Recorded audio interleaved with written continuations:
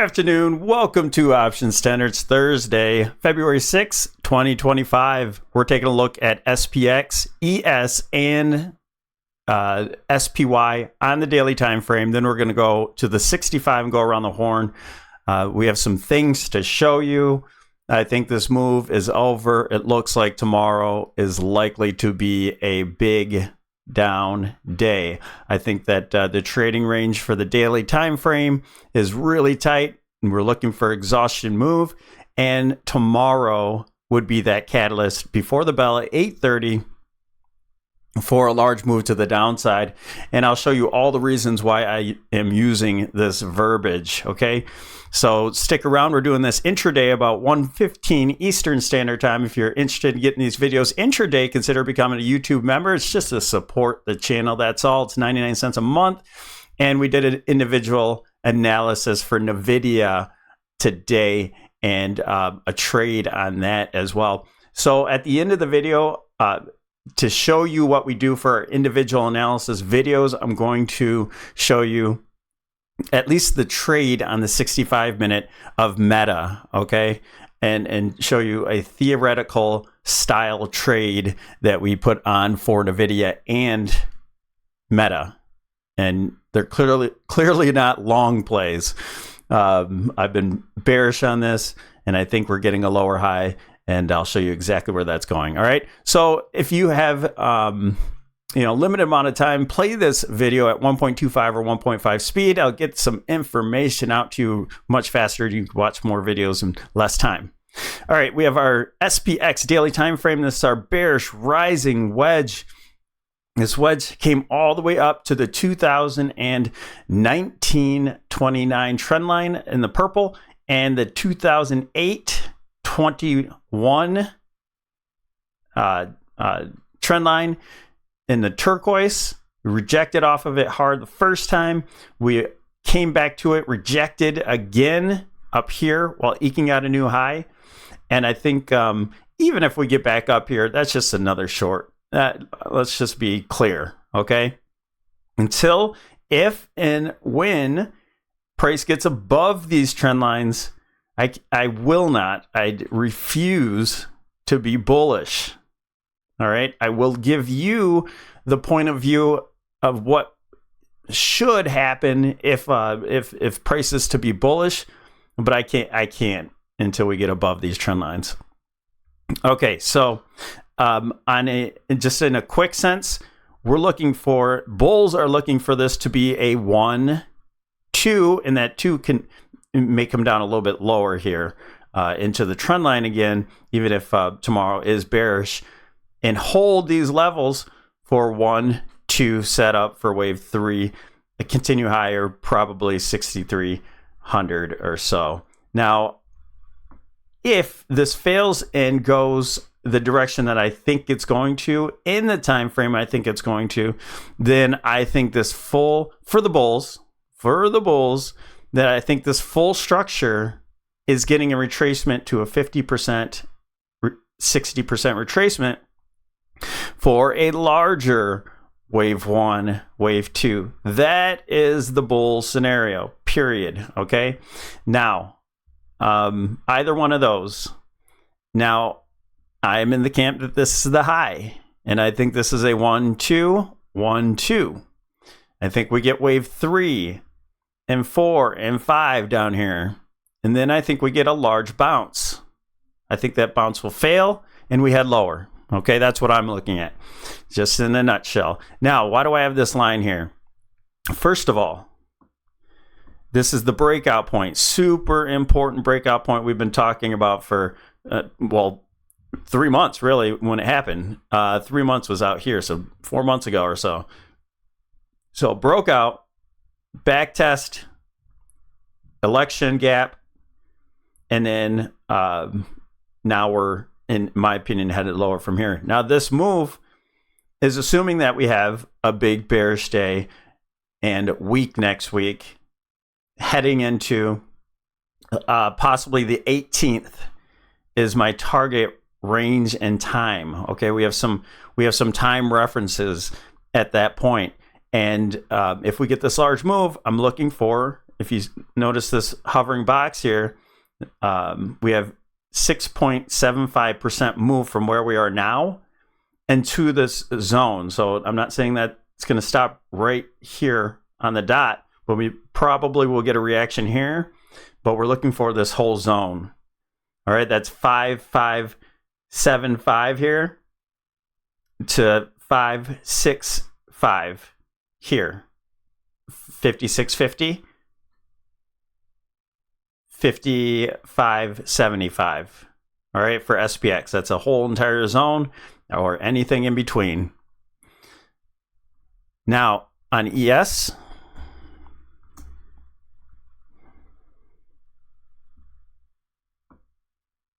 all right, ES, we're right at a resistance point right now. If you look at this point, we have some wicks there at 6,100. 6,100 is our resistance here, is our support here. Resistance at 6,100 here. And again, got above, but gapped below for more resistance. Once, twice, 3, 4, 5 times rejected off of 6,100. Will we reject off of it again? That's the question, right? Well, I think so. And I think we head lower from here. So that's a yes. Now, SPY. SPY, I have a little bit more work drawn out here. You have the mega phone type pattern. And again, this is our big zone here with the 200 moving average in it. And those numbers are 555 to about 565. That entire zone is where price could end up. And so here's our trend line. If we break down from that trend line, then I think we, you might get a reaction here at 585 because it's been so important in the past. But after that, we head lower, in my opinion. Now, looking at this in a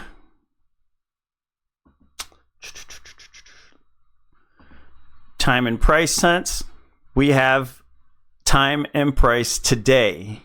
All right, so I think now that we have eked out another new high, and look at the range here, that's a little hangman candle, could end up being an evening star if we gap down and reversal. But we have time and price here right now, okay? So I'm going to take these off. This is a beautiful setup. Beautiful setup. Lower high. And then here is the 50% retracement of that entire move that I was just talking about being a larger 1 and 2. So if you're a bull and these break down, you're looking for your next point at about the 50-60% retracement for being a 1-2 setup, and then you want wave 3 and much higher beyond. Okay, and that level here at 50% is the 560. Okay, that's right in the middle of the zone that we've been talking about, 555 and 565. Now let's go down to the 65 minute, or you might use the hourly candles. I use 65-minute candles. Okay, so that megaphone, here's the bottom of the megaphone. We have confluence there. This is the time range I'm looking at. This is the dash line from the 2000 trend line touching the 2021 trend line. Okay, those two tops come in confluence with this bounce area. All right, so we break down from here. We get into the zone quickly because we are limited in time. When you get into a time window like this with this nesting here, you're expecting a big and a tight range day. You're expecting a big move, and you're expecting this to happen fast. Now, fast, what does that mean? It means approximately 2 weeks. I think it's going to be less than that in trading days. I think we have 1, 2, 3. We have about 8 trading days to get to this level. That's quite the move. Okay. So confluence with a megaphone, the 50% retracement, the 20, 21, and 2000 trend line. That's what we're looking at, okay? Let's go over to the other board. All right, and we have a lot of time and price zones relationships.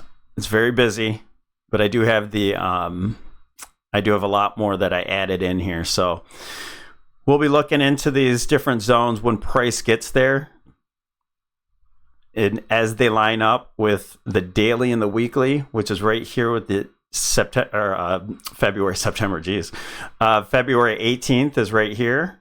Also another one at February 13th. So I have two zones I'm looking at here in particular. As price oscillates and goes up and down, I'll be looking for, minor lows into these other ones, or highs. Now we had our 1-2 in the purple. Now we're looking at 1-2 with the 786 retracement here, where we've paused here and price is holding there so far. We'll see what happens. And then so it's a beautiful 1-2-1-2 setup. And then we're looking for wave 3 to come much lower.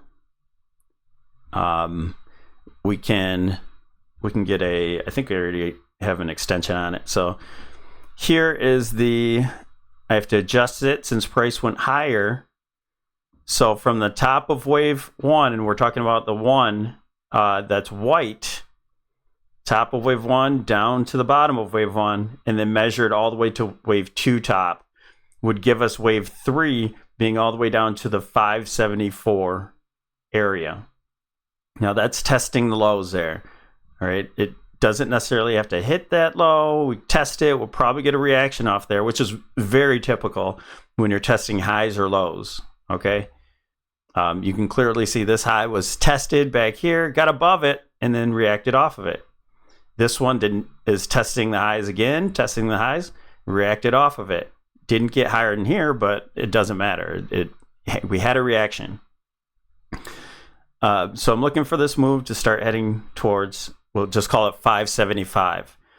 And that would give us a wave 3, and then we can mess around and get wave 4 and 5 in here to the levels that we were talking about at 555 to 565, and that would be the former all-time high here at 565, that breakout zone I was talking about that is so important. Going to the Qs. And, before I jump there, I just want to reiterate that this could be, for the bulls, this entire move right here. Wave 1.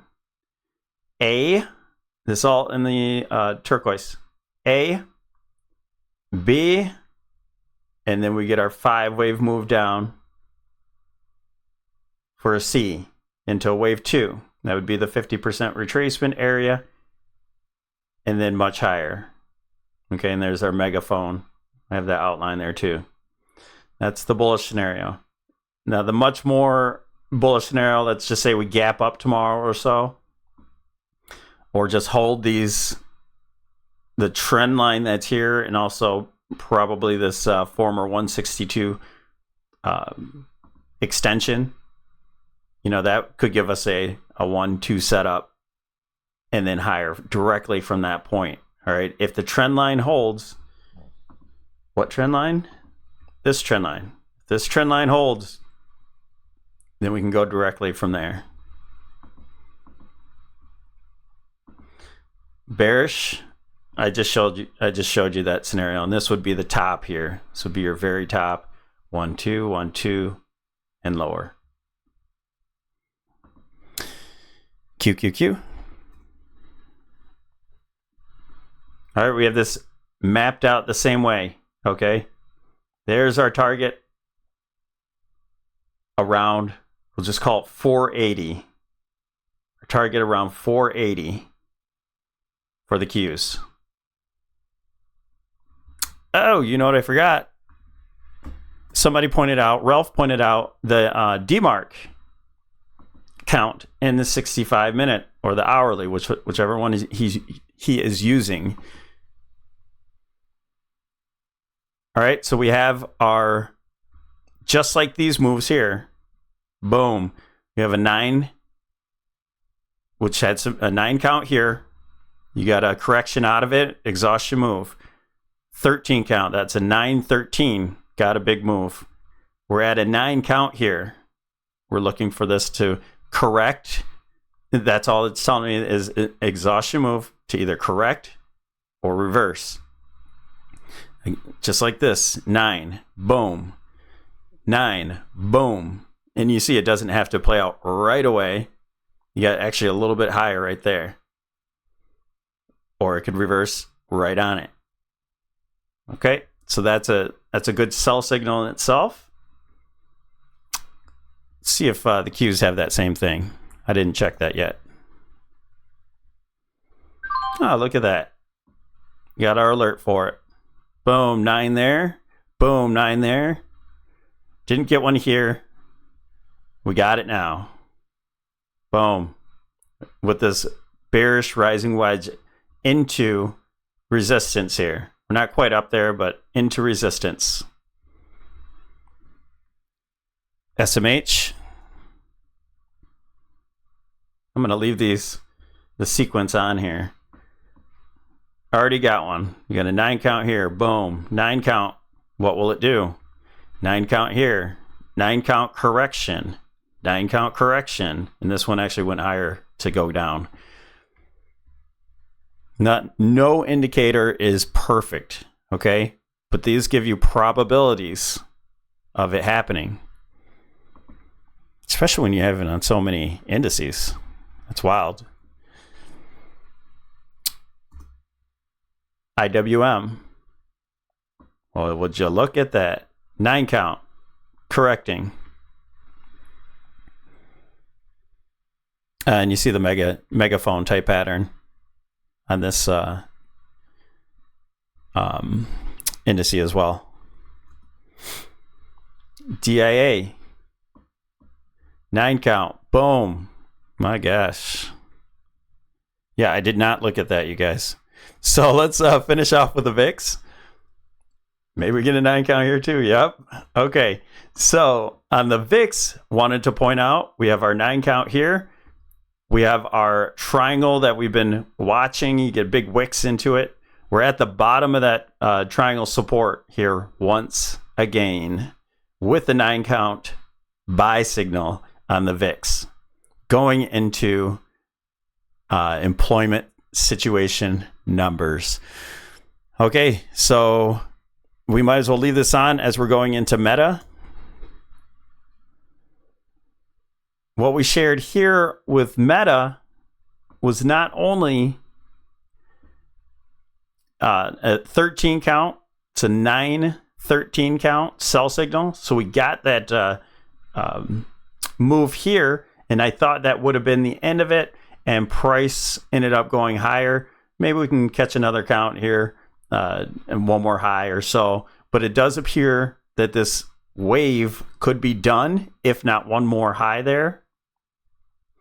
Where this is a 1, 2, 3, 4, 5 wave ending diagonal with a 9-13 sell. Negative divergence once again today. This is going to play out. Guaranteed this is going to play out. It's just a matter of when, right? But the actual theoretical trade with all of those layered on these sell signals, or at least exhaustion signals, we had the options expected move here. You have the upper end and you have the lower end. Price started off a close at the week close before, probably about 690. Okay, that's right in the center. And what price did was it dropped and zoomed up to the options expected move to the upper end.